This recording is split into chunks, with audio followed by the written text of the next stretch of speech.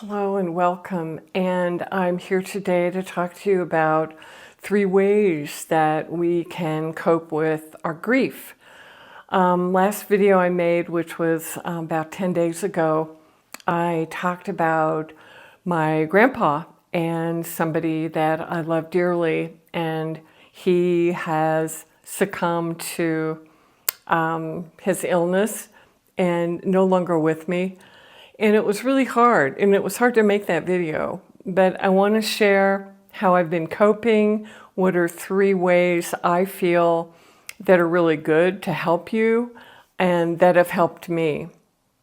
So that's what this video is going to be about today. And I'm doing well. I think the reason I'm doing well is that I've had really great support. Friends, family members who know me well have called and have talked to me, and it's been such a blessing to have those people in my life that support me, that care, that have called and checked in to see how I'm doing.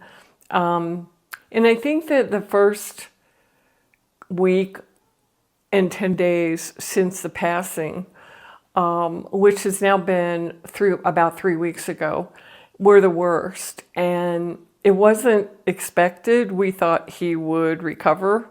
And so it was not anticipated that he was going to succumb.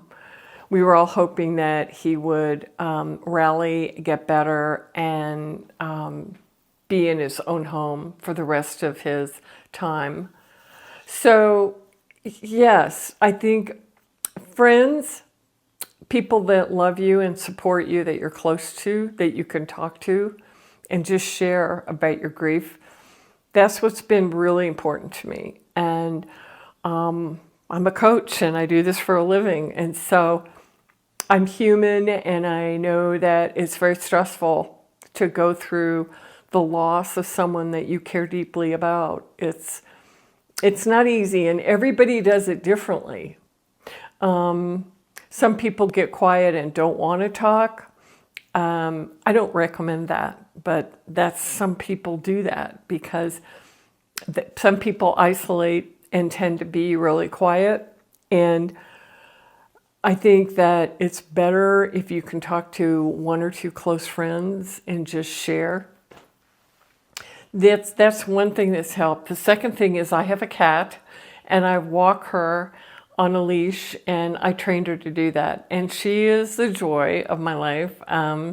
She's really fun, and she's also loves the outdoors. So I take her on walks and being out in nature. And I do try to film that. It didn't come out well, but maybe in another video, I will share my cat with you. And so walking her is also an interaction, because you don't see a lot of people that walk their cats on a leash. Most outdoor cats, which mine is not an outdoor cat, most outdoor cats are free to roam, and she is, she's not free to roam. She doesn't know the outdoors, and so she's an indoor cat that gets to walk. So that's another thing that I feel is very important. If you have a pet and your pet will walk with you, get outside, get into nature, and let that be your resource, and let that be the healing element that helps you. So even if you don't have a cat or a dog, I recommend walking, getting out in nature, taking a bike ride. I live in the mountains, I'm in the Rocky Mountains area. So that is an area that I like to hike, and I like to take walks on the walking path. So those are 2 suggestions. The third suggestion I have is use coping strategies that work for you. And hopefully you have some of those, but if you don't, my third suggestion would be, what do you do to relax besides food and alcohol or a substance? What do you do to relax? It could be watching humor on TV. I watch funny videos. I watch humorous and funny TV sitcoms and series. I have a couple of favorites that I watch. So watching humor or partaking in humor is a great way to help yourself feel better, because it's hard to cry and laugh at the same time. So it's a diversion, and it's a way for you to stop thinking about it, to turn your brain off for a while. And I think that's really important, is how do you turn your brain off? And so a lot of us do other things, but humor is certainly one of the best ways to relax and just drink a cup of hot tea, iced tea or something cold, to calm yourself down, to help yourself feel a little better. And those are 3 things that I would recommend.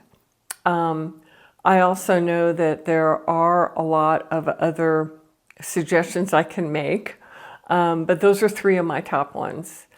Talk to someone you trust, get out in nature, even if you don't have a pet. If you don't have a dog or a cat, just get out and take a walk in the park, or on a walking path that's close to where you live. I do live by a lake, and so I am able to go to a lake, and it's beautiful. So I love the water.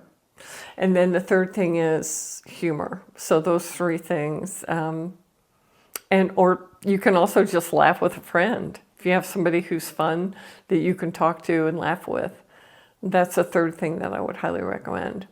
And try to eat things that you know are not going to amp up your nervous system, because it's already taxed and it doesn't feel good when you're grieving.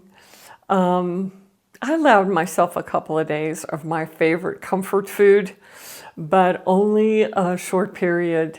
You know, one of my comfort foods is ice cream. So I got a small pint ice cream and enjoyed it for 2 nights.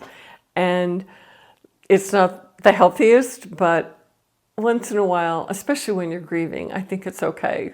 It's okay to do that. Yours might be French fries and a hamburger, so go for it.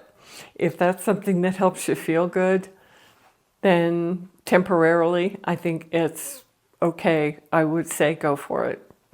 Maybe not on a long-term basis, but on short-term. So I hope that's been really helpful. I've got a couple of special things I'm going to announce in my next video, and I'm going to probably do that quickly. But this is one I wanted to get out, and I hope that this is very helpful to you. If I can help you with coaching, you can go to my website, joycegraham.com, and send me an email if I can be of help to you. Thank you, and I will see you in the next video. And I hope you have a good day. Take care.